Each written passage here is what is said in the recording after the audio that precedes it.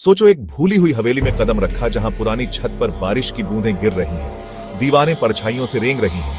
ऐसे शुरू हुआ मेरा बुरा सपना मैग्नोलिया रो में। मैं एलारा हूं, एक इतिहासकार। चार्ल्सटन में इस क्रम्बलिंग रेलिक को ठीक करने के लिए भेजी गई हूं।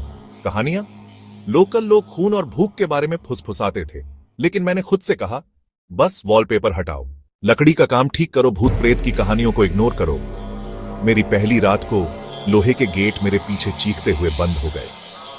गैस लैंप फ्लिकरिंग कर रहे थे, बारिश से कॉबलस्टोन्स चांदी जैसे चमक रहे थे।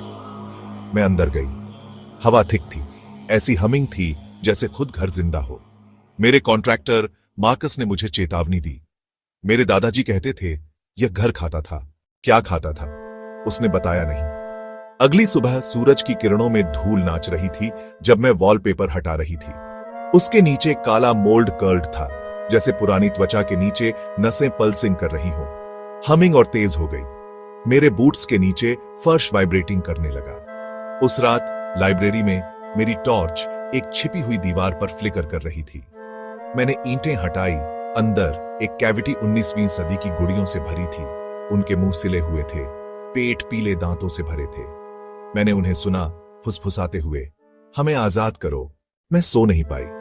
सुबह होते ही मैंने आर्काइव्स खंगाले। मैग्नोलिया रो के पास 5 बच्चे गायब, 1872। अमीर मालिक मुस्कुराते हुए मरा, शरीर गुड़िया के बालों से भरा। हमिंग बढ़ती गई, मोल्ड मेरी कॉफी पर फैल गया। बगीचे में रिपेयर के लिए खुदाई करते हुए मेरे फावड़े से एक पत्थर टकराया।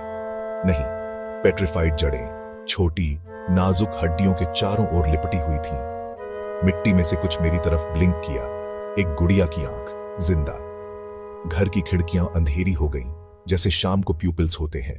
उस रात मैं चबाने की आवाज से जागी, गीली लालची दीवारों के अंदर। मैंने अपना कान प्लास्टर पर लगाया। मैंने दांतों को हड्डी तोड़ते हुए सुना। हमिंग एक आवाज बन गई, गहरी और भूखी, जंग के बाद से भूखा।